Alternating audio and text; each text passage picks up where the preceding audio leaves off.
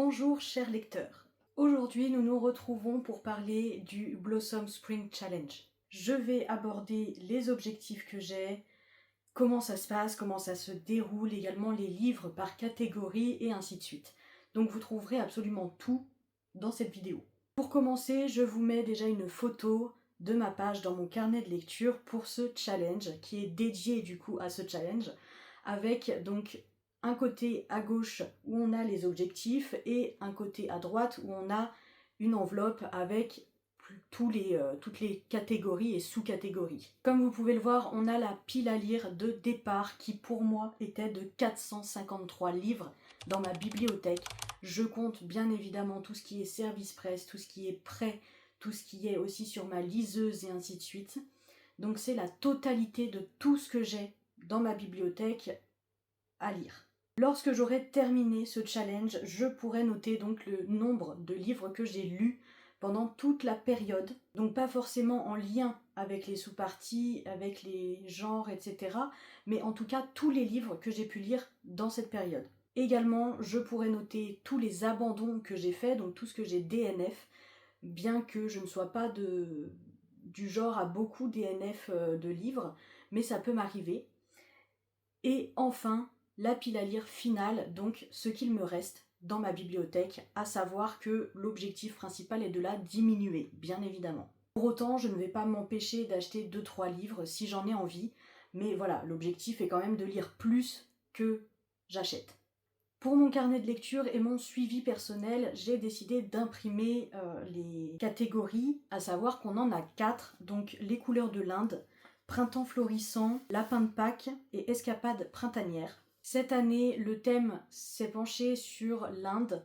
Alors je vous avoue que moi ça ne m'enchante guère parce que je n'ai pas de livres en lien avec l'Inde, ou en tout cas je les ai déjà lus. Mais je me suis dit on va quand même tenter de trouver 2-3 bouquins qui pourraient coller, on va dire, aux sous-catégories. On a également un bingo au cas où on aurait envie d'intensifier un petit peu le challenge, et je pense que je vais m'en servir notamment pour lire des bouquins en parallèle de ceux que j'ai choisis. Alors bien sûr, je pense que je le ferai une fois que j'aurai terminé tous les livres que j'ai sélectionnés, si j'y arrive.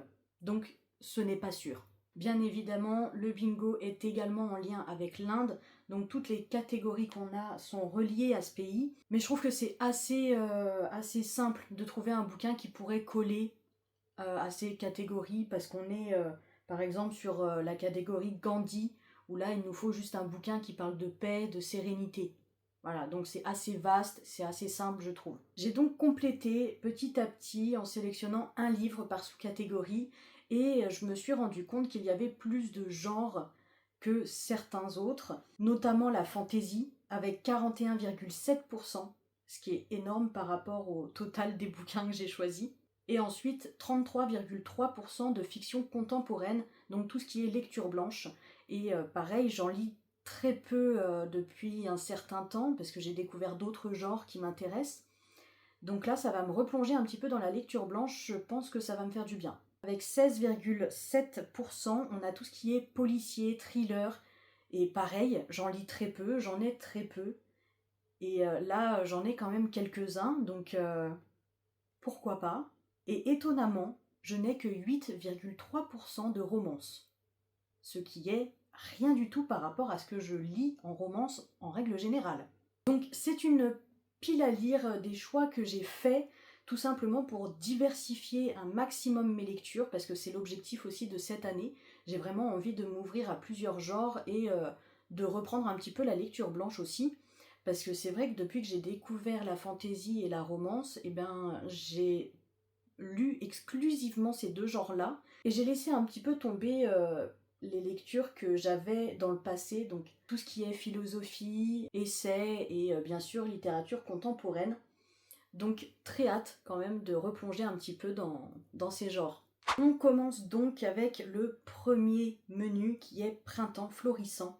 Et donc j'ai 3 livres à vous présenter pour celui-ci. En premier, nous avons Le Jardin des secrets, avec en mots-clés secret, famille, intrigue, drame, mystère. Et là, je me suis penchée sur un livre que j'ai très hâte de découvrir, qui est Love Mom de Iliana Xander, qui est sorti chez Fleuve Noir pour 21,95 €. Je le trouve très cher, je vous avoue, mais j'avais tellement envie de le lire, je l'ai vu passer partout. On est sur 400 pages, voilà.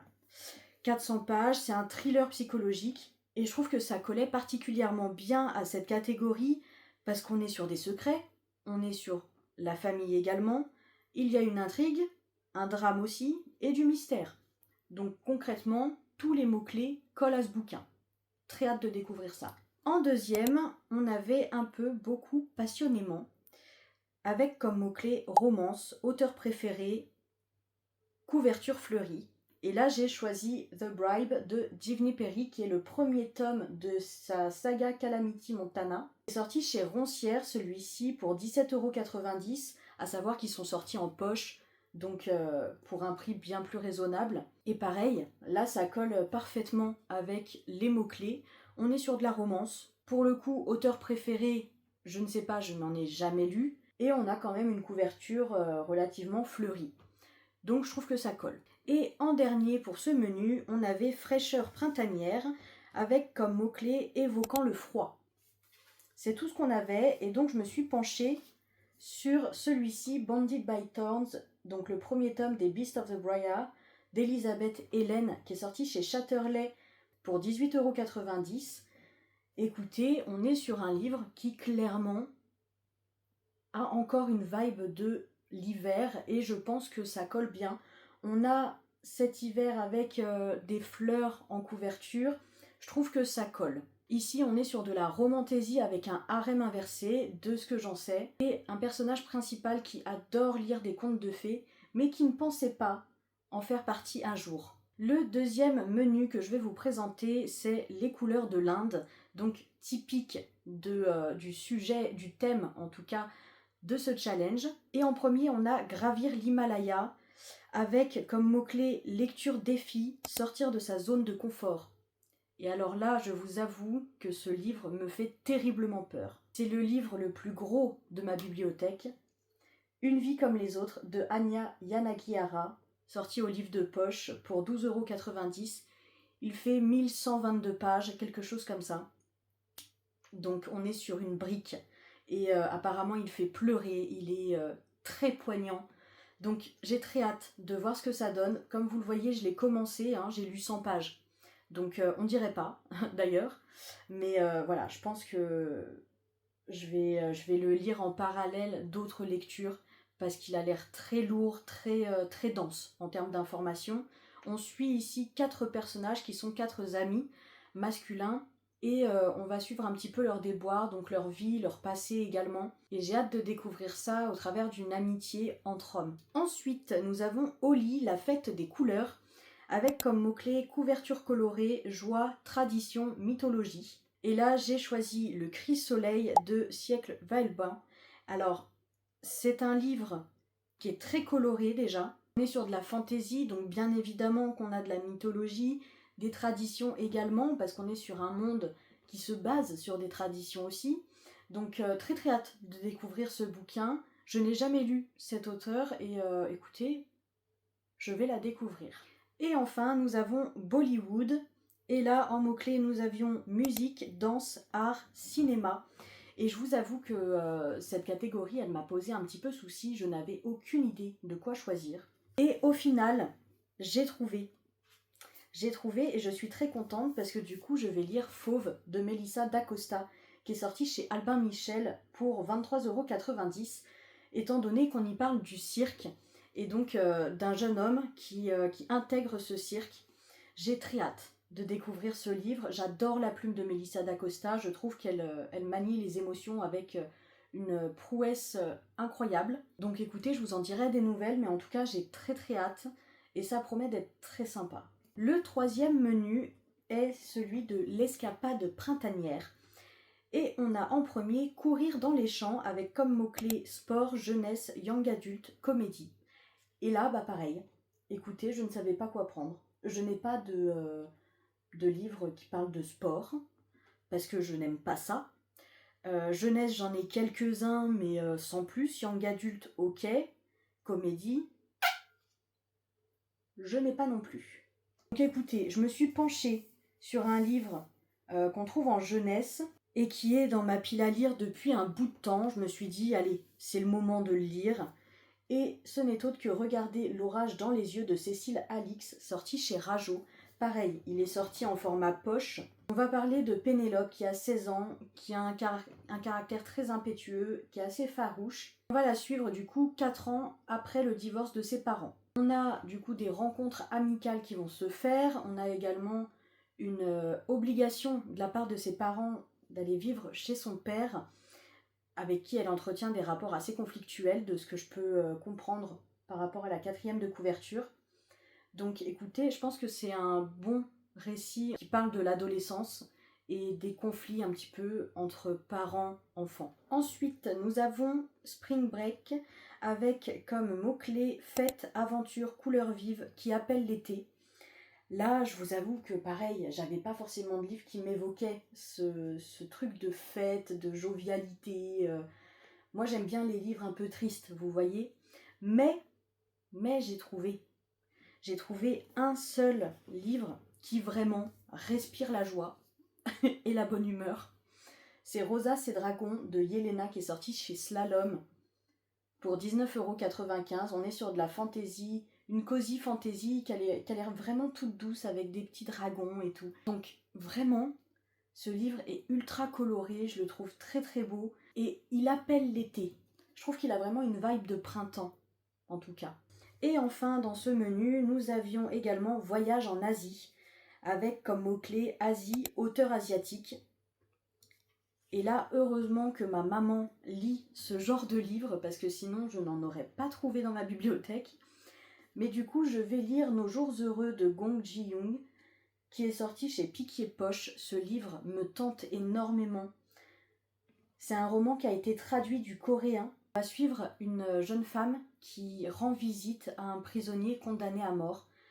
Je pense que ça va être très poignant, assez riche en émotions. Mais j'ai vraiment hâte. J'ai vraiment hâte parce que ma maman m'en a dit que du bien. Donc je pense qu'il mérite d'être lu. En tout cas, il fait 350 pages et quelques. Ça va se lire assez vite. Je pensais qu'il était plus gros que ça, mais non. Donc ma foi, tant mieux, j'ai envie de dire. Ça va se lire assez vite, je pense. Et enfin, en dernier menu, nous avons Lapin de Pâques, avec en premier L'heure des cloches et comme mot-clé gourmandise, festivité, graphique. Alors, j'aurais pu choisir un graphique pour celui-ci, mais j'ai tout de suite pensé à un roman que j'ai depuis un petit temps dans ma pile à lire, qui me fait terriblement envie. Et on est sur Tenir une auberge magique, guide de survie pour sorcières de Sangou Mandana, qui est sorti chez Lumen. C'est de la cosy fantasy, on est sur une auberge, donc gourmandise, festivité, tout ça. Je trouve que ça colle assez bien aux mots-clés. Et écoutez, j'ai très hâte de le découvrir, j'aime beaucoup la plume de cette autrice. Donc je pense que je vais beaucoup apprécier ma lecture également. Ensuite, nous avons Le pudding à l'arsenic, avec comme mot-clé thriller, polar, horreur, cosy mystery. Donc là, on avait un peu le choix. Et pareil, j'ai un livre qui traîne dans ma pile à lire depuis un moment. C'est Wilder Girls de Rory Power. C'est sorti chez Robert Laffont. Je trouve la couverture très très belle. Et en fait, c'est pour ça que je l'avais acheté. Et je ne savais absolument pas de quoi ça parlait. Mais en lisant du coup la 4e de couverture, on se rend vite compte que ça colle vraiment bien aux mots-clés. Une île sauvage, 3 amis inséparables, une descente aux enfers. Plus glaçant encore que Sa Majesté des Mouches, un huis clos féminin et féministe qui a fait frissonner l'Amérique de plaisir. Donc très très hâte de découvrir ça. Ça a l'air assez jeunesse, mais écoutez, moi j'aime bien. De temps en temps, ça me gêne pas, au contraire. Enfin, le dernier, c'est For Over the Misty Mountains Cold. Donc avec comme mot-clé fantasy, groupe, conte, communauté. Et là, je me suis penchée sur The Scorpion Queen de Mina Fierce, sorti chez Stardust. Ce livre-ci, on est sur une réécriture de conte, un conte malien, donc ce qui colle parfaitement avec les mots-clés. C'est de la fantaisie, on est sur des personnages féminins au destin qui vont se lier. Donc forcément tout ce qui est groupe, communauté, je l'ai retrouvé dans cette 4e de couverture parce que on a forcément un lien entre les personnages qui se créent et qui, je pense, doit être très fort. Ça m'a l'air assez féministe également, donc je pense que je vais adorer cette lecture. Par contre, je ne savais pas, mais apparemment c'est un premier tome, donc je suis assez déçue pour ça. Je m'attendais à ce que ce soit un one-shot, mais bon, tant pis. Celui-ci, il fait plus de 400 pages, donc écoutez, ça va. C'est pas non plus horrible. Je pense que ça va se lire tout seul. En fin de compte, le seul gros livre que j'ai, c'est celui qui me fait peur, et qui n'est autre que Une vie comme les autres. Voilà. Et celui-là, je pense qu'il va me faire un bout de temps. C'est tout du coup pour la présentation de ce challenge, à savoir que j'ai donc commencé Une vie comme les autres, et j'en ai lu un également déjà, c'est The Bribe de Divney Perry. Je vous en fais un retour dans ma prochaine vidéo, car je l'ai lu là la semaine dernière, et je l'ai beaucoup apprécié. Le challenge vient juste de commencer, donc bien évidemment que j'en ai pas lu tant que ça, j'en ai lu qu'un, mais je pense que d'ici les semaines à venir, vous allez avoir pas mal de livres que je vous ai présentés du coup dans mes vidéos que j'ai lues. En tout cas, je l'espère, parce que le challenge de cet hiver a été un échec pour moi. Je n'ai pas du tout lu les livres que je souhaitais lire.